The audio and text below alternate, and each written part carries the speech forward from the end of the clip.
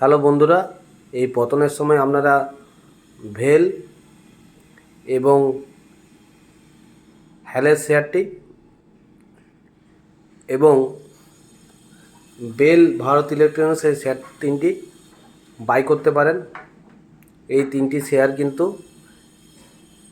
মার্কেটে এখন যখন ক্রমশ পতন হচ্ছে এবং অনেকটা কারেকশন হয়েছে, এই শেয়ারগুলো কিনলে কিন্তু লসের সম্ভাবনা অনেক কম এবং এগুলো শর্ট টার্ম থেকে লং টার্মে অনেক দূর পর্যন্ত যেতে পারে এবং এগুলোতে একটু টাইম টু টাইম অ্যাড করলে ভালো প্রফিট পাবেন এবং এতে লসের সম্ভাবনা কম এবং লং টার্মের জন্য তো এই শেয়ারগুলো একদম বেস্ট।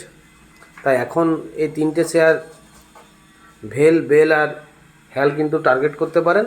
এগুলো কিন্তু আপনাদেরকে শর্ট টার্মের মধ্যে ভালো গেইন দিতে পারে, তাই অবশ্যই ভালো লাগলে কিনবেন।